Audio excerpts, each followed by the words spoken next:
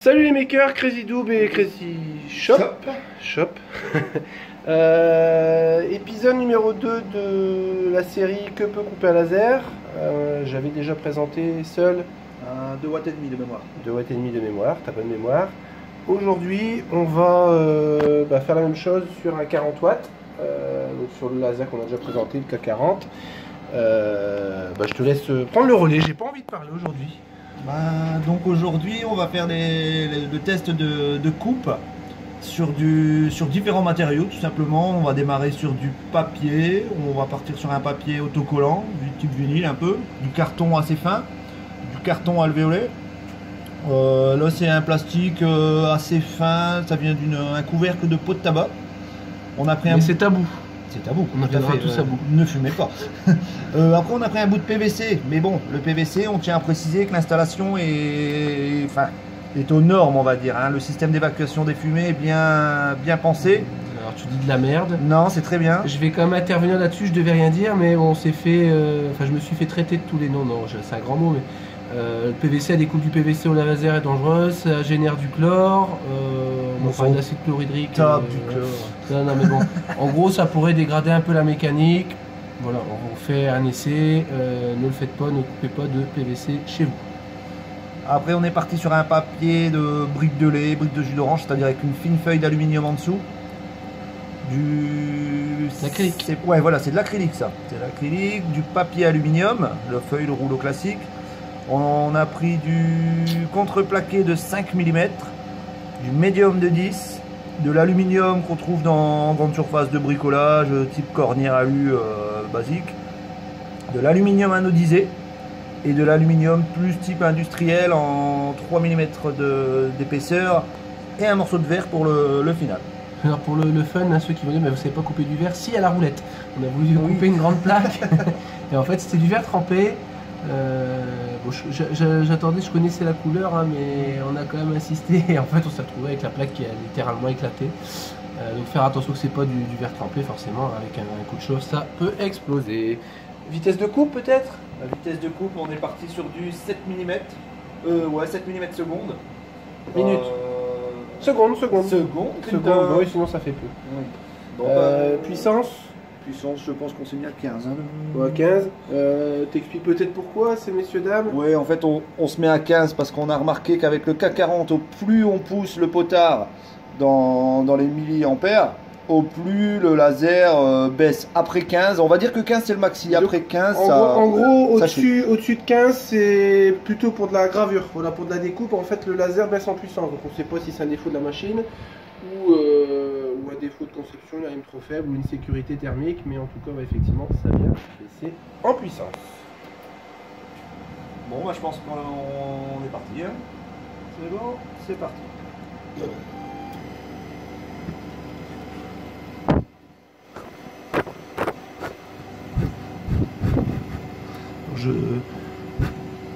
On n'a pas des racistes, hein. Voilà, normalement ça devrait plus brûler.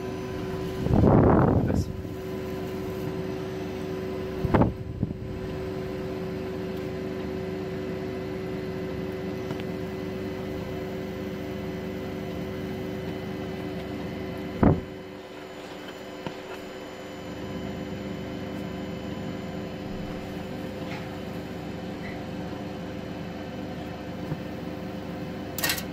Voilà. Ce qui devait arriver est arrivé.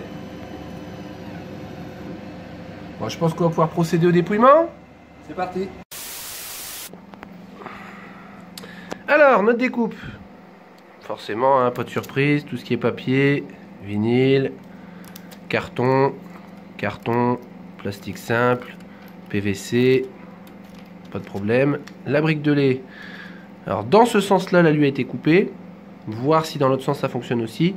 Je pense qu'il faut éviter de projeter sur l'aluminium puisque sinon la chaleur va se dissiper dans la matière et du coup il n'y aura pas forcément une coupe. l'acrylique. 3 Donc on avait mm, 3 mm, ouais. J'ai déjà fait des tests perso à 6 mm, ça coupe. Bon, donc il n'y a pas de souci, on voit que la coupe est bien nette en plus. Hein. L'aluminium, pas de surprise, pas de découpe, tout simplement parce que la chaleur est diffusée dans la matière et puis le rayon est plutôt réfléchi qu'absorbé. Bah ça je te laisse peut-être le faire parce qu'on va peut-être le couper à la pince parce que je pense pas qu'on soit passé à travers en une passe. Il y a une passe juste à côté si tu veux. Ah bah non, voilà. Quel homme. Donc bah là on a coupé sur une passe 4 mm, hein. 3 ou 4 mm. Ouais, Ouais, 4 mm, ouais, sans problème. Voilà, donc ça c'est pas mal. Ici le médium, bah, qu'est-ce qu'on lui a fait? Bah, Je suis pas sûr qu'on lui ait fait mal. si on a dû lui faire mal, mais le tout c'est de savoir combien. Voilà. Bon, bah presque rien. Eh ben non, étonnamment le médium on n'a pas attaqué tant que ça. Ouais, mais après le médium c'est ton bois est stocké aussi à l'humidité, donc peut-être qu'il a été Voilà, donc un peu altéré. l'alu, tout ce qu'on peut trouver en grande surface, ben rien du tout. Hein. Alors on va quand même bien, on va frotter pour voir. Même pas un marquage. Non, il n'y a rien du tout. L'anodisé. L'anodisé, alors en découpe, rien. On va faire comme un test après en gravure, en balayage, c'est-à-dire en laser pulsé, voir si ça bouffe quelque chose. L'alu Je dirais rien. pro, rien. Et le verre explosé. Donc on peut graver le verre, il n'y a pas de souci. On peut faire la découpe de verre, mais forcément il faudra aller un petit peu plus vite.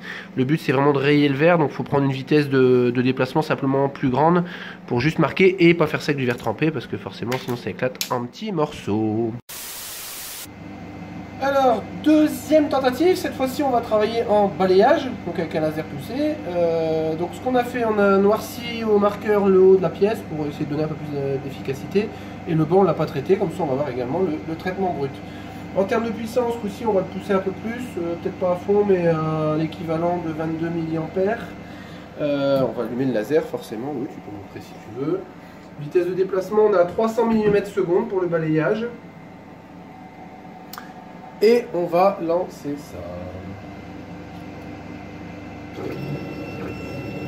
Ah, j'ai fait grand, hein.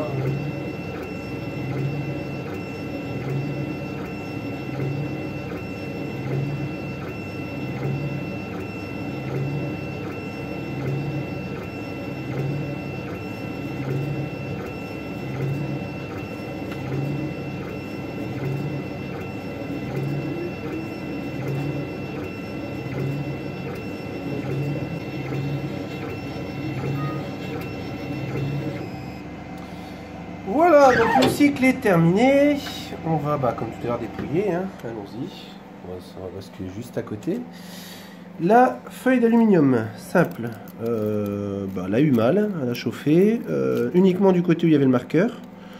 On voit ça a fondu, mais voilà, ça s'est pas coupé. Donc il n'y a pas de. L'aluminium, qualité Indus, on va dire. Le marqueur a même pas eu mal, forcément. Par contre, la pièce est bien chaude. Comme je disais, la chaleur s'est répartie, donc il n'y a pas d'efficacité. L'aluminium grande surface, pareil. Par contre, pour ce qui est de l'anodisé, là, c'est autre chose. Je vais prendre un petit peu d'alcool. Bon, ça sera pas une grande surprise, mais ça permettra de voir un petit peu ce que ça donne. Voilà, donc on va le nettoyer. Donc la partie basse, c'est pas où il y avait du feutre, hein. C'est l'anodisé en fait qui a rechauffé. Là on voit bien, de toute façon c'est bien droit.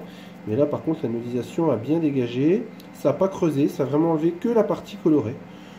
Voilà. Donc ça fonctionne plutôt pas mal. Petit essai de découpe directement, donc avec c'est du plexi 3 mm. Ouais, acrylique. Acrylique, pardon, donc 6 mm d'acrylique et 6 mm de contreplaqué. Je sais qu'on n'a pas vu quand même les capacités de découpe au mieux de la forme.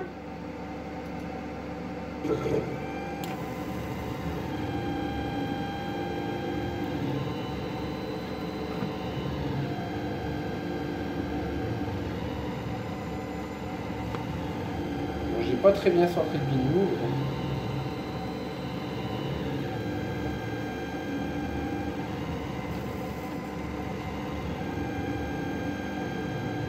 Donc ça que le logiciel Coral Laser génère de toute façon 2 passes automatiquement, hein, pour de la découpe en tout cas.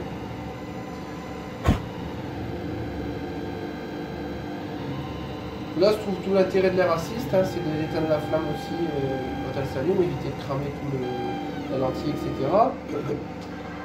Voilà, bah, peut-être pas, on va faire le dépouillement en direct, hein, comme ça il n'y a pas de triche. Donc ici, bah, on voit que on a coupé les 6 mm sans problème. Et ici, bah, on a coupé également les 6 mm de plexi, d'acrylique, pardon. Il faut savoir qu'on a déjà fait des tests sur plusieurs matériaux, tous les matériaux ne réagissent pas aussi bien. Le top c'est vraiment l'acrylique, hein. On a une découpe qui est vraiment impeccable. Voilà, vous savez maintenant ce qui est capable de couper un K40. K40, ouais. Voilà, donc on dit, on le redit, c'est une machine cheap. De shit, une merde, une merde. Voilà, non, c'est une machine qui peut malgré tout faire le boulot, hein, mais voilà, faut pas être trop regardant sur la qualité de la machine même, en fait, hein, sur la réalisation, sur les guidages, etc. En termes de puissance, en gros, les métaux on oublie, même en petite épaisseur. Donc je sais que j'avais testé sur le précédent épisode, mais je ne l'ai pas pris avec moi, de la feuille de cuivre. J'ai testé, ça ne se coupe toujours pas. Voilà, c'est toujours le même problème en fait, hein, forcément, puisque le cuivre a un point de fusion encore plus élevé que l'aluminium. Donc si ça coupe pas l'alu, ça ne coupe pas le cuivre. Le seul alu qui peut être travaillé, c'est avec un traitement chimique. Donc il existe des produits qu'on peut étaler sur le cuivre qui vont faire le boulot. L'anodisé, après voilà, en termes de coupe de bois, on peut aller jusqu'à 8 mm, hein, je pense. Je pense en plusieurs passes. Voilà, après trop de passes, bah, forcément ça génère des déformations et ça va cramer un peu. Pour l'acrylique, pareil, 6 mm. Après voilà, c'est des essais à faire, mais vous avez les principaux matériaux. Voilà, on espère que vous avez aimé cette vidéo. Si vous avez des questions, des commentaires, c'est en bas que ça se passe, hein. Comme d'habitude. Parlez-nous autour de vous, likez, partagez, et on vous dit à bientôt pour de nouvelles vidéos.